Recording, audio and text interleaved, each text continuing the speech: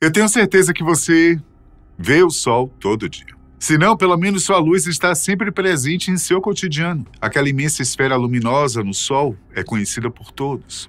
Sabemos que é uma gigantesca bola de gás em volta da qual os planetas de nosso sistema circulam. No entanto, apesar de sempre enxergarmos o Sol no céu, nunca vemos o que está em seu interior. O que existe dentro dessa formidável estrela? É isso que veremos ao longo desse vídeo. A estrela do nosso sistema está a uma distância aproximada de 150 milhões de quilômetros do nosso planeta e no centro do sistema solar. Ainda que seja milhares de vezes maior que a Terra, o Sol recebe uma classificação estelar de estrela anã amarela. A maior parte do Sol é composta pelos gases hélio e hidrogênio. Portanto, não existem superfícies sólidas lá. Sim, não tem chão ou coisa parecida no Sol não, gente. São só gases. Nossa mente gosta de nos pregar peças e por isso talvez você pense que o Sol não é pesado por ser feito apenas de gases. Engano. A massa do Sol é cerca de 333 mil vezes maior do que a da Terra. Por conta dessa massa colossal, a força de gravidade que o Sol exerce sobre os outros corpos celestes é de 274 metros por segundo ao quadrado. O Sol possui tanta matéria que detém aproximadamente 99,8% da massa total de todo o sistema solar. Aproximadamente 98% disso é composto por gás hélio e gás hidrogênio. Falemos agora sobre o seu tamanho. O fato do Sol estar longe pode nos enganar bastante, viu? Mesmo que seja uma bola relativamente pequena no céu, a estrela é massiva. O Sol é por volta de 110 vezes maior do que o planeta Terra, se considerarmos seu diâmetro. A circunferência solar tem 4,3 milhões de quilômetros, enquanto a terrestre é de pouco mais de 40 mil quilômetros. A estrela dispõe também de um raio equatorial de 695.508 quilômetros, o que resulta em um diâmetro de 1.300.000 quilômetros. Além de enorme, o Sol é muito quente. Sua temperatura depende de acordo com sua camada. A parte mais quente do Sol chega a 15,7 milhões de graus Celsius. Na superfície da estrela, a temperatura é bem menor, por volta de 5.500 graus. Quando falamos da origem do Sol, estima-se que esteja associada ao colapso gravitacional da nebulosa solar, uma nuvem formada por gases e poeira. Agora vamos falar sobre a estrutura do Sol, o tema que nos ajudará a descobrir exatamente o que existe no interior do Sol. A estrutura física da nossa estrela é constituída por 6 diferentes camadas. A mais externa delas é a coroa, uma região muito extensa formada por gases em movimento. Indo do exterior para o interior, temos a cromosfera, a fotosfera, a zona convectiva, a zona radiativa e, por último, o núcleo, a região mais interna do Sol. Vamos ver cada uma dessas regiões de forma específica, já que assim vamos descobrir não só o que há dentro do Sol, mas também em sua superfície e entorno. Vamos começar pelo núcleo, que é o que há de mais interior na estrela. O núcleo solar é muito maior do que a Terra e é também muito mais denso que nosso planeta. É no núcleo do Sol que acontecem as reações nucleares responsáveis pela produção dos átomos de hélio. Como resultado, há a emissão de luz e a geração de calor. A fusão nuclear do núcleo é a responsável pela geração do calor propagado para as demais camadas. Não à toa, a temperatura do núcleo chega a 15,7 milhões de graus, que é a mais elevada do Sol. A queima nuclear acaba quase completamente além da borda externa do núcleo, ou seja, a cerca de 25% da distância até a superfície ou 175 mil quilômetros do centro. Nesse ponto, a temperatura é apenas metade do seu valor no centro e a densidade cai para cerca de 20 gramas por centímetro cúbico. Muito bem, isso é o que existe na região mais interior do Sol. Vamos continuar agora nosso caminho rumo à superfície solar. Depois do núcleo, existe a zona radiativa. Essa extensa camada corresponde a quase metade do raio do Sol. A energia gerada no núcleo irradia através dessa região, porém a temperatura é muito mais baixa. A zona radiativa é caracterizada pelo método de transporte de energia da radiação. A energia gerada no núcleo é transportada pela luz através dos fótons, que ricocheteiam de partícula para partícula através da zona. Embora os fótons viajem na velocidade da luz, eles ricocheteiam tantas vezes através deste material denso que um fóton leva cerca de 1 milhão de anos para deixar essa camada. Do fundo para o topo da zona radiativa, a densidade cai de 20 gramas por centímetro cúbico, aproximadamente a densidade do ouro, para apenas 0,2 grama por centímetro cúbico, o que é a menos que a densidade da água. A temperatura cai de 7 milhões de graus Celsius para cerca de 2 milhões, na mesma distância. Acima da zona radiativa está a zona convectiva. Porém, existe uma camada intermediária, chamada tacoclina. Acredita-se que o campo magnético do Sol é gerado por um dínamo magnético nesta camada. As mudanças nas velocidades do fluxo de fluidos da camada podem esticar as linhas de força do campo magnético e torná-las mais fortes. Também parece haver mudanças repentinas na composição química nesta camada. Passemos então agora para a zona convectiva, agora de forma definitiva. Também chamada de zona de convecção, essa região é onde a energia é transferida por meio das correntes de convecção. Tais correntes são formadas pelo movimento dos gases em altas temperaturas. A zona de convecção é a camada mais externa do interior solar. Ela se estende de uma profundidade de cerca de 200 mil quilômetros até a superfície visível. Na base da zona de convecção, a temperatura é de cerca de 2 milhões de graus Celsius. E isso é relativamente frio o suficiente para que os íons mais pesados retenham alguns de seus elétrons, e isso dificulta a passagem da radiação. Dessa maneira, o calor é retido e torna o fluido instável. Assim, ele começa a ferver ou convectar. Caso não saiba, a convecção é a transferência de calor que ocorre em fluidos que apresentam diferenças de temperatura em seu conteúdo. No caso do Sol, a convecção ocorre quando a taxa na qual a temperatura cai com a altura fica maior do que a taxa na qual a temperatura cairia se um volume de material fosse movido para cima. Onde isso ocorre, um volume de material movido para cima será mais quente do que o seu entorno e continuará a subir ainda mais. Esses movimentos convectivos transportam calor muito rapidamente para a superfície. O fluido se expande e esfria conforme sobe. Se subirmos mais em direção ao lado externo do Sol, chegamos à superfície, que é a chamada de fotosfera. Equipamentos avançados possibilitam pesquisadores a observar colunas térmicas que saem da zona convectiva rumo à fotosfera. Essas colunas aparecem na forma grânulos, que são vistos em imagem. Manchas escuras também são observadas na fotosfera e recebem o nome de manchas solares. Embora não haja fogo na superfície do Sol, a fotosfera ferve-se e agita-se, exibindo os efeitos da convecção abaixo. Fótons, vindos de baixo, presos pelas camadas inferiores, finalmente escapam do Sol. E isso produz uma queda drástica na temperatura e densidade.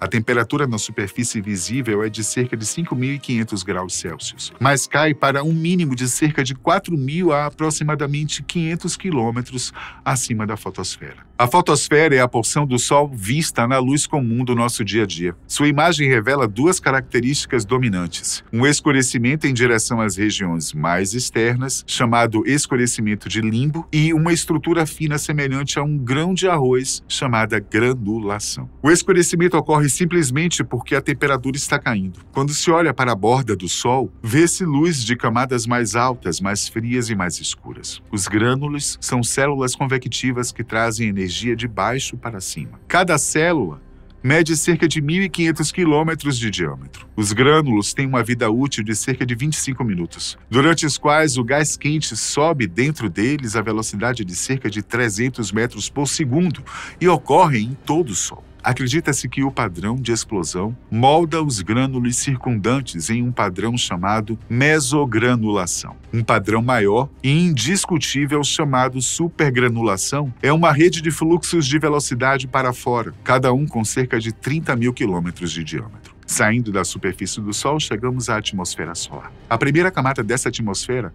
é a cromosfera. Essa camada tem uma cor rosada e temperaturas bem mais baixas que giram em torno de 4.700 graus Celsius. Jatos gasosos são emitidos dessa camada em direção à próxima, a coroa, e sobre ela falaremos daqui a pouco. A cromosfera representa a transição dinâmica entre o mínimo de temperatura fria da fotosfera externa e a corona difusa de milhões de graus acima. Ela deriva seu nome e cor rosa da linha vermelha do hidrogênio proveniente das condições solares.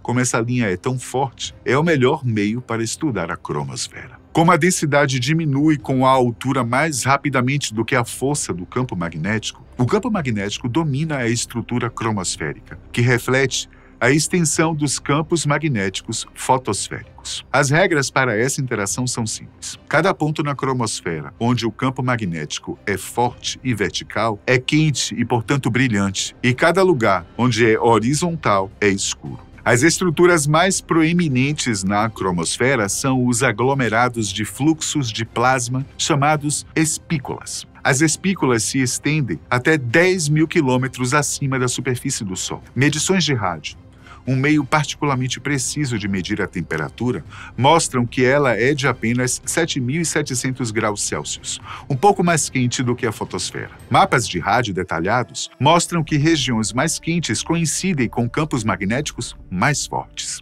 Ambas as regiões quentes e frias se estendem muito mais alto do que se poderia esperar, lançadas bem acima da superfície pela ação magnética e convectiva. E por fim, a camada mais externa da atmosfera solar é a coroa. Já que a coroa é mais longa do que o núcleo, talvez você imagine que ela é mais fria, e isso é um profundo engano.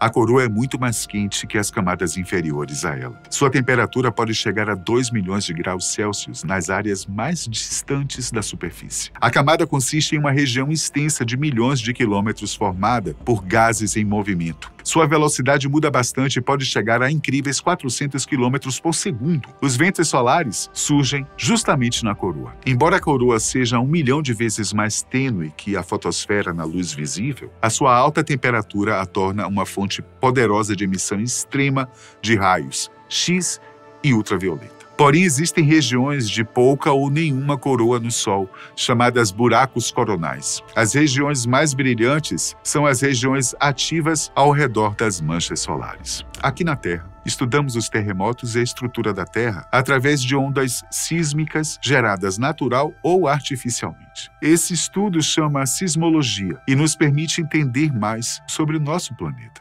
O Sol também possui ondas sísmicas naturais, assim como as demais estrelas. Por isso existe a heliosismologia, o estudo da sismologia do Sol. O tema é importante porque nos ajuda a entender melhor o que há dentro do Sol e como suas estruturas internas funcionam. Na Terra, as ondas são observadas somente após terremotos, enquanto no Sol elas são continuamente presentes, provavelmente pelas correntes da zona convectiva. Enquanto uma ampla gama de frequências é observada no Sol, a intensidade dos padrões de oscilação ou modos atinge um pico fortemente em um modo como um período de 5 minutos. À medida que o Sol gira, uma metade está se movendo em nossa direção e a outra para longe, e isso produz uma divisão nas frequências dos modos. Como os diferentes modos atingem diferentes profundidades no Sol, a rotação em diferentes profundidades pode ser mapeada. O interior abaixo da zona convectiva gira como um corpo sólido. Na superfície, a rotação é mais rápida no equador e mais lenta nos polos. Essa rotação diferencial é facilmente visível à medida que as manchas solares giram pela superfície solar e é conhecida desde os primeiros estudos telescópicos. No equador, as manchas solares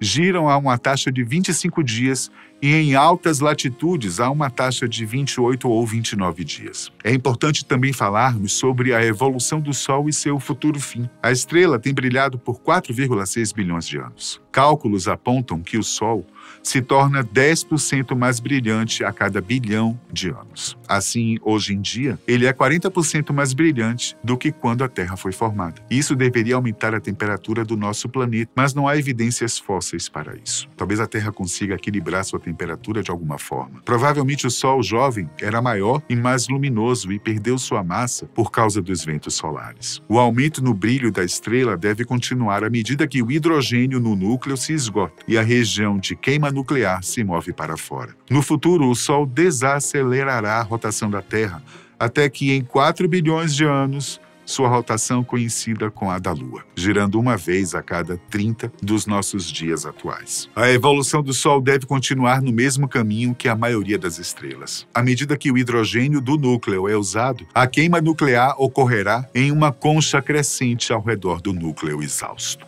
A estrela continuará a ficar mais brilhante. E quando a queima se aproximar da superfície, o Sol entrará na fase de gigante vermelha, produzindo uma concha enorme que pode se estender até Vênus ou até a Terra. Felizmente, ao contrário das estrelas mais massivas que já atingiram esse estado, o Sol precisará de bilhões de anos para atingir esse estado. O processo no final da estrela vai ser o seguinte: quando o hidrogênio acabar, o Sol começará a se comprimir. As estrelas sobrevivem porque há duas forças opostas que atuam nela. Por um lado, a massa da estrela empurra para dentro pela gravidade, mas por outro, as reações de fusão nuclear liberam muita energia e isso cria uma pressão para fora, no sentido contrário à gravidade. O núcleo está atualmente em equilíbrio por causa da ação dessas duas forças opostas. Agora, quando o hidrogênio se esgotar, desaparecerá a energia que estava empurrando para fora e é por isso que o núcleo vai entrar em colapso. Ao se contrair, o núcleo ficará muito quente até atingir temperatura suficiente